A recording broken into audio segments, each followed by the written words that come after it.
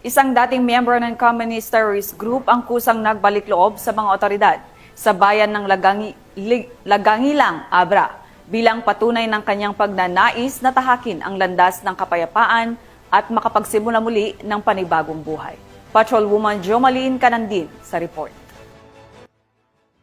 Bilang isang makabuluhang hakbang tungo sa kapayapaan at pagkakasundo, isang miyembro ng Communist Terrorist Group na nakalista sa ilalim ng Abra Provincial Committee PSRTG ang kusang loob na sumuko sa mga otoridad sa Lagangilang, Abra nito lamang ika-15 araw ng Oktubre taong kasalukuyan. Matagumpay na naisakatuparan ng pagsuko sa pamamagitan ng pinagsamang operasyon ng mga otoridad sa pangunguna ng First Abra Provincial Mobile Force Company, katuwang ang RMF B15 at iba pang ahensya ng gobyerno. Ipinahayag ng nasabing individual ang kanyang matatag na desisyon na talikuran ang armadong pakikibaka at muling magbalik loob sa pamahalaan bilang pagsuporta sa National Task Force to End Local Communist Armed Conflict na itinatag sa bisa ng Executive Order No. 70. Ang dating rebelde ay sumailalim sa maayos na dokumentasyon at custodial debriefing upang matiyak na nasusunod ang lahat ng pambansang alituntunin hinggil sa seguridad at reintegrasyon. Ang matagumpay na pagsukong ito ay patunay sa patuloy na tagumpay ng PROCAR at ng mga katuwang na ahensya ng pamahalaan sa pagpapatupad ng mga programang pangkapayapaan at sa kanilang dedikasyon na wakasan ang lokal na armadong tunggalian tungo sa mapayapa at maunlad na Cordillera.